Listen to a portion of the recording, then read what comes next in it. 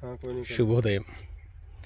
హర్యానాలోని హిస్సార్ జిల్లాలోని సాధు అనే గ్రామంలో ఒక రైతు క్షేత్రంలో ఉన్నాం. ఇదంతా కూడా వరి పొలం.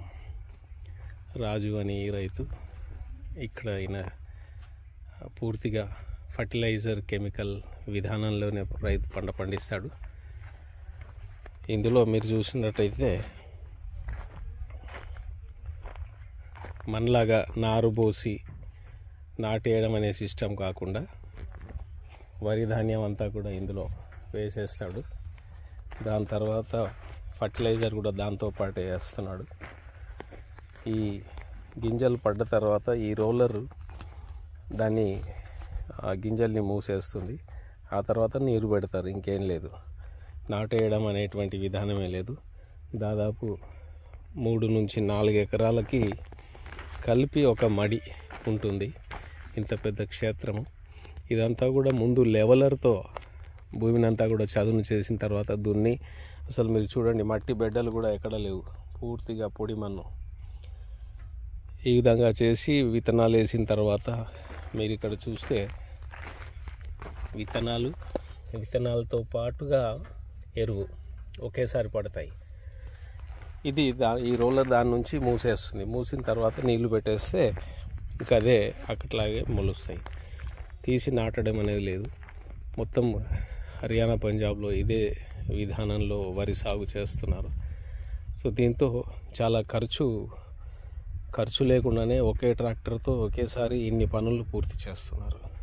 సో ఇది ఆధునిక పద్ధతిలో రైతులు సాగు చేస్తున్నటువంటి విధానం.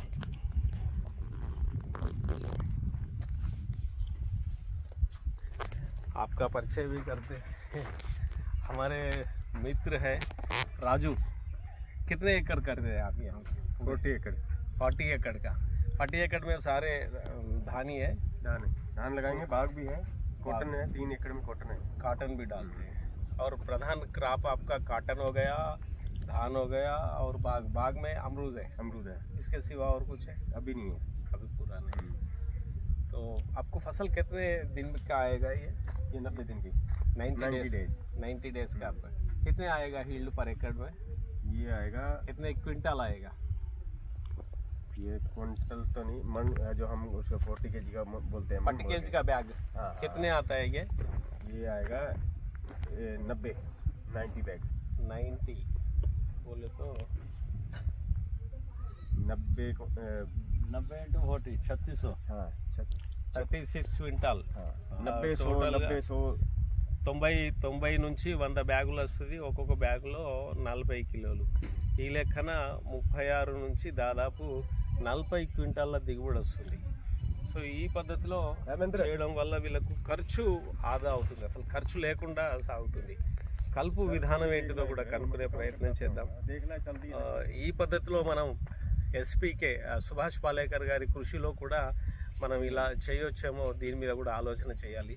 తద్వారా మనం ఖరపత్వార్ అంటే కలుపు మొక్కలు లేకుండా చేయడము, తర్వాత విత్తే విధానంలో మనకు ఖర్చును తగ్గించుకోవడం, ఈ పద్ధతి పనిచేస్తుంది. ఈ ఒక్క మెషిన్ ఉంటే చాలు, మన దగ్గర మనం సులువుగా దీన్ని చేయొచ్చు. Thank you. ये सीड भी दिखा